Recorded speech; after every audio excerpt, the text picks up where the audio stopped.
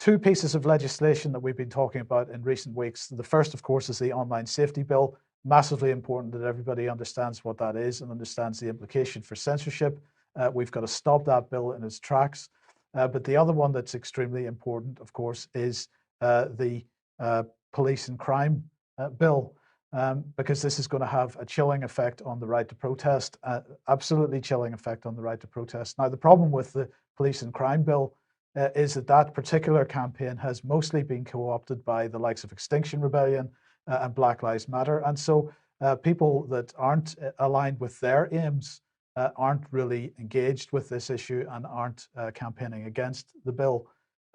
This really needs to change. But look, I want to highlight this book here. This is from Joe Boyd.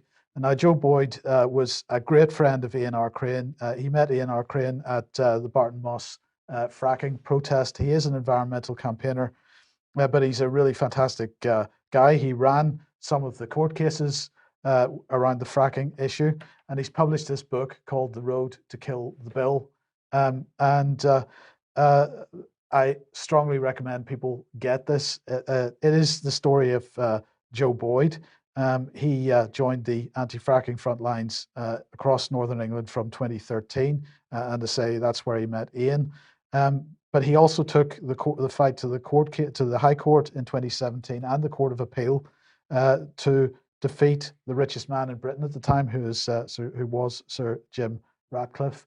So the Lee Day press release on this says the Court of Appeal has today granted the appeal brought against the anti-fracking protest injunctions sought by INEOS, ruling that two of the remaining four interim injunctions upheld by the High Court are unlawful, and that the two others need to be reconsidered by the High Court.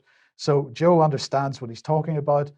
He does cover the history of the attempts to prevent protest in this country in his book, and so I suggest you get hold of it, understand the issues, and get involved in this issue, because that bill will see the end of protest in this country. Yeah, and not only that, Mike, get a hold of that book to hear that story, because it's a phenomenal story. Yes. It's the ultimate story of David and Goliath, and we were very honored to have known Ian throughout that challenge and to see them victorious at the end, as you mentioned, Mike, against the richest man in Britain. Yes. Is really a testament to the dogged determination of those people. But not only that, their canny knowledge and ability with regards to understanding the law. Yes. And that is so crucial.